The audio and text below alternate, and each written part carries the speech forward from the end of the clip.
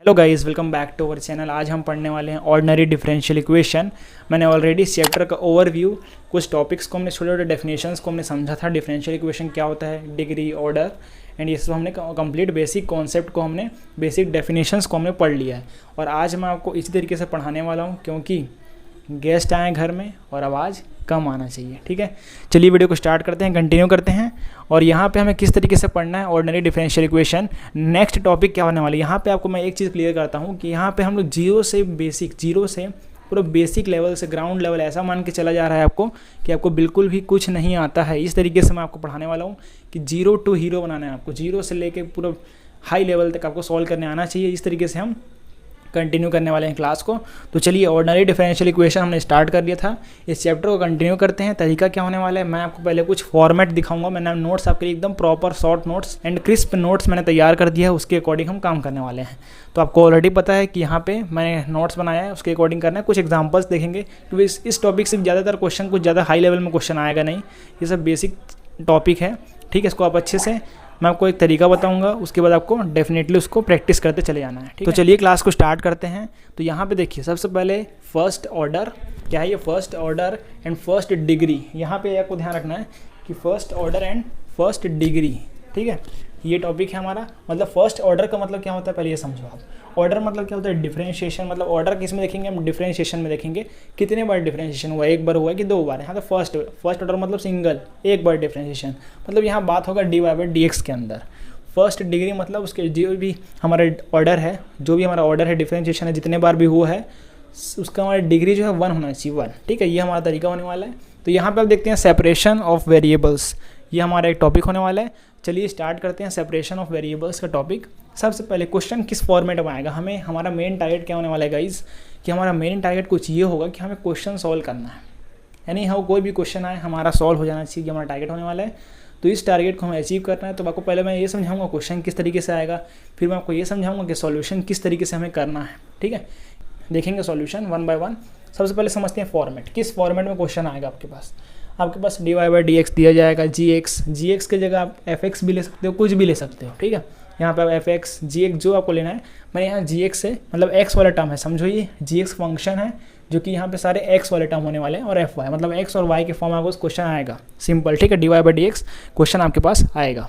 इसका रूल क्या है, सॉल्यूशन करने का रूल क्या है, हमारा रूल क्या कहता है कि डी वाई बाई डी, जहाँ भी आपके पास एफ वाई है यहाँ डी वाई है, जो वाई वाला टर्म होगा ना क्वेश्चन में, उसे हमें यहाँ शिफ्ट करना है। जो भी वाई वाला टर्म होगा क्वेश्चन में, उसे हमें इस साइड वाई की तरफ शिफ्ट करना है। मैंने शिफ्ट कर दिया एफ वाई, और एक्स तरफ डी एक्स को शिफ्ट कर देना है। जहाँ पे एक्स है वहाँ डी एक्स आ जाएगा। मतलब किसकी रिस्पेक्ट में हम करेंगे डिफरेंशिएशन, इंटीग्रेशन किसकी रिस्पेक्ट में करेंगे, एक्स का एक्स के साथ, वाई का वाई के साथ। सिंपल इस तरीके से हमें अरेंज करना है। ठीक है, और आप सभी को मालूम होगा कि जहाँ पे इंटीग्रेशन होता है वहाँ कांस्टेंट तो अपने आप आ जाएगा, है ना, बिल्कुल आ जाएगा। ये आपको पता है, बिल्कुल पता है। ठीक है, आपने क्लास 12 में पढ़ा है इसे। अब यहाँ पे क्वेश्चन ये आता है कि मैं इंटीग्रेशन किया, इधर भी हूँ और इधर भी हूँ, तो मैं सी एक ही साइड क्यों लिया यहाँ पे, वाई। दिस क्वेश्चन आपके मन में आ ही रहा होगा, ये क्वेश्चन बिल्कुल आएगा, सॉल्व करोगे तो भी आएगा कि ये क्वेश्चन कि यहाँ पे सी क्यों, इधर सी क्यों नहीं, इधर सी क्यों नहीं। मतलब यहाँ भी सी आना चाहिए रूल के अकॉर्डिंग, तो डिफरेंट इंटीग्रेशन हुआ है और सी आएगा, बिल्कुल आएगा। आप डेफिनेटली सही जा रहे हो। तो यहाँ पे अब हम समझने वाले हैं कि यहाँ पर सी क्यों आया और सी ही क्यों लेते हैं, इसको हम समझने वाले हैं आगे। चलिए इस क्वेश्चन का आंसर समझ लेते हैं, बहुत ज़्यादा इंपॉर्टेंट है इसको समझना। कि जब मैं सॉल्व कर रहा था ना पहले स्टूडेंट लाइफ में, स्टूडेंट ही हूँ मैं भी अभी, तो मैं जब सॉल्व करता हूँ ना, तो मुझे भी पहले दिमाग में क्वेश्चन आता था कि अरे सी क्यों आ रहा है यहाँ पे, वाई, यहाँ हम लोग इस साइड ही क्यों लिए, और अपने मन से कैसे पता चलता है कि इधर सी आएगा कि इधर सी आएगा। ये डाउट तो होता ही था मेरे को डिफरेंशियल इक्वेशन में। मोस्ट कॉमन डाउट है कि सी किधर रखें, इधर रखूँ कि इधर रखूँ सी, और इधर ही क्यों रखा मैंने अभी। सिंपल है, मैंने इधर सी कहीं भी देख सकते हो आप, सी कांस्टेंट, वो आपको समझ आएगा, फिर बताता हूँ मैं आपको। चलिए समझते हैं। आप सभी को पता है कि जहाँ पे इंटीग्रेशन होगा उसके बाद हम कांस्टेंट लगाते हैं सी। ठीक है, कांस्टेंट कहाँ ही लगता है, जहाँ पे इनडेफिनाइट होता है, मतलब सॉरी डेफिनाइट होता है, मतलब यहाँ पे हमारा लिमिट होता है हमारे पास 0 से इन्फिनिटी। अगर लिमिट होगा तो सॉल्व हो गया ना, वहाँ कांस्टेंट की जरूरत नहीं है। ठीक है, तो यहाँ आई थिंक अब क्लियर हो गया होगा। तो एज वी नो, हम क्या जानते हैं कि डी वाई बाई, हमने ये फॉर्मेट पूरा कर लिया। उसके बाद क्या करेंगे, हम इंटीग्रेशन करेंगे। इंटीग्रेशन, सपोज आपने यहाँ पे इंटीग्रेशन हमने कर दिया, इंटीग्रेशन हो चुका है, इसको मान लो अब इंटीग्रेशन हो चुका है। अब यहाँ पे हम लोग क्या लगाएंगे, कांस्टेंट लगाएंगे। कांस्टेंट क्या है यहाँ पे, ए है, कांस्टेंट क्या है यहाँ पे, ए, और यहाँ पे क्या है कांस्टेंट। इधर भी इंटीग्रेशन किया हमने, इधर बी मान लिया, यहाँ पे कांस्टेंट हमने बी लगाया। ठीक है, आई होप आपको यहाँ तक क्लियर हो गया। कुछ नहीं किया, इंटीग्रेशन होता है तो कांस्टेंट लगता ही है, और यहाँ पे इंटीग्रेशन हुआ तो यहाँ कांस्टेंट लग गया, यहाँ इंटीग्रेशन हुआ तो यहाँ कांस्टेंट लग गया। अब सिंपल सा चीज़ है, मैं जो ये कांस्टेंट है ना इसको उस साइड शिफ्ट कर दूंगा, तो शिफ्ट करने पे क्या होगा, b माइनस ए हो गया ये, ठीक है। अब आप बोलोगे सर आप उस साइड ही क्यों शिफ्ट किए, उसका भी एक तरीका है। क्या तरीका है, कुछ नहीं, आपका मर्जी लेते हैं, इधर शिफ्ट कर लेते हैं, a माइनस बी हो गया, ये बिल्कुल हो गया, आपको बिल्कुल समझ आया होगा यहाँ तक, ठीक है।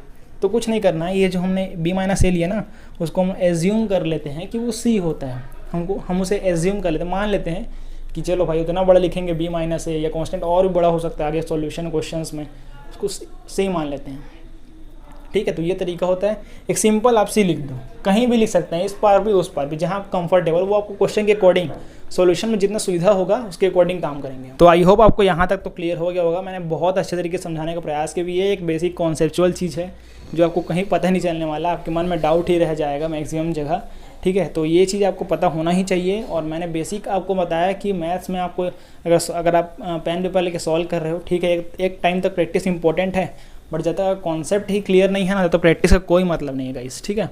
तो मेरा फोकस यही रहेगा कि मैं आपको कॉन्सेप्ट पे फोकस कर रहा हूँ, किस तरीके सी क्यों आया। सी का रीज़न ये है गाइस, आपको समझ आ गया क्यों आया, क्योंकि हमने शिफ्ट किया उसको उस तरफ, कांस्टेंट को, दोनों कांस्टेंट को, और दोनों कांस्टेंट को हमने एज्यूम कर लिया सी, इसलिए सी आया हमारे पास। सी आपको क्लियर हो गया, मेरे को पता है।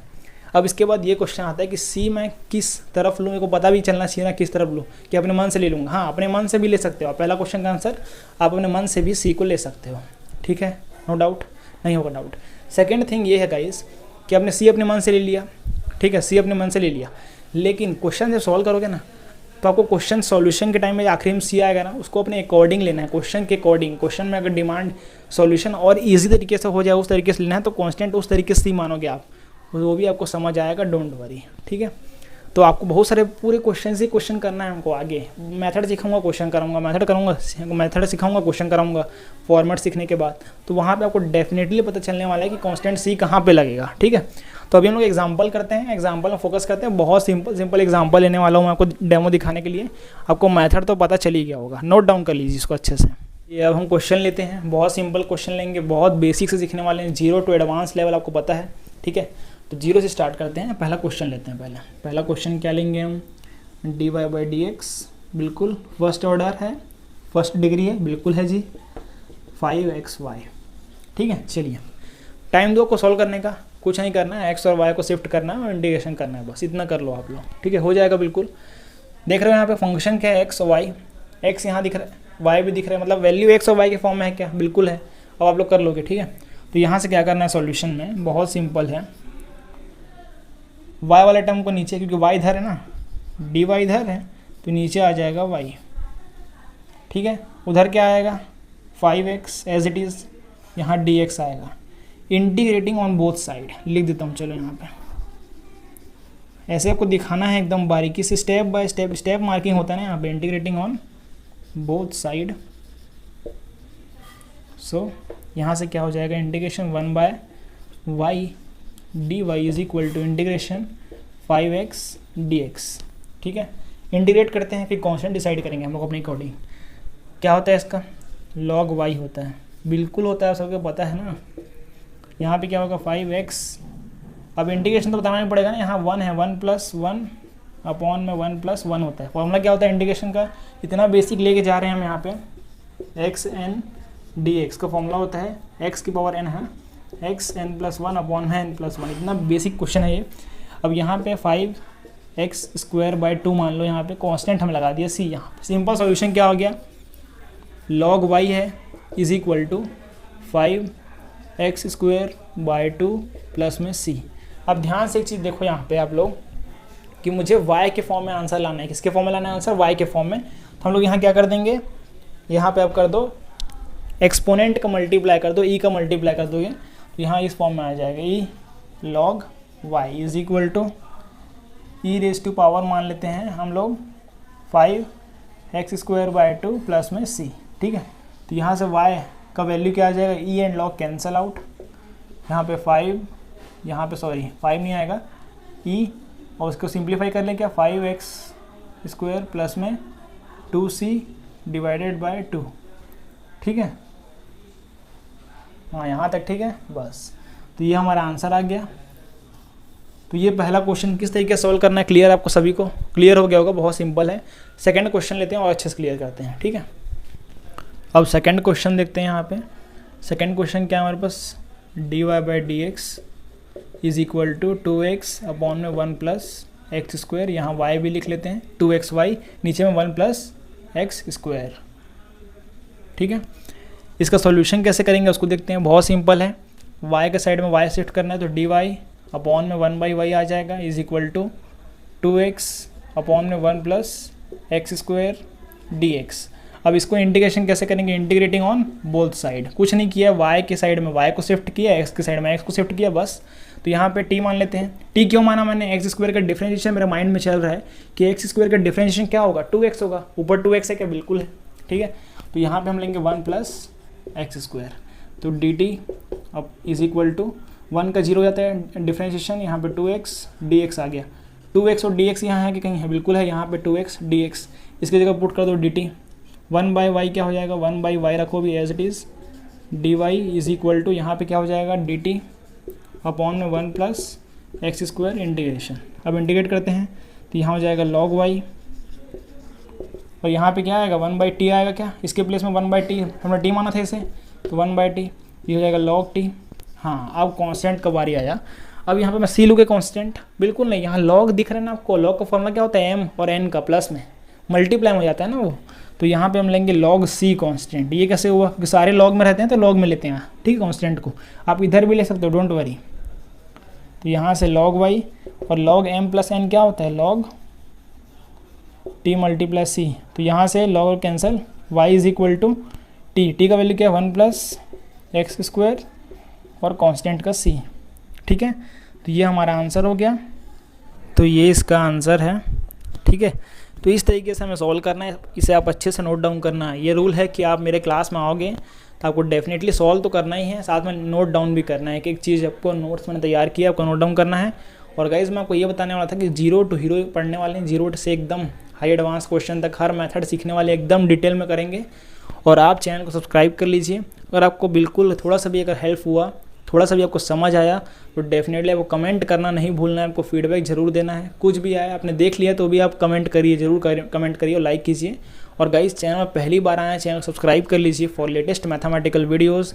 इसमें बहुत सारे मैथमेटिकल वीडियोस आएंगे अच्छी क्वालिटी में, भले मैं बोर्ड में पढ़ा लूँगा, आपको एक एक चीज़ बेसिक से समझाऊंगा, ठीक। सो गाइस आज के लिए इतना ही, मिलते हैं किसी नए टॉपिक लेक्चर में नए टॉपिक के साथ। तब तक जय हिंद, जय भारत।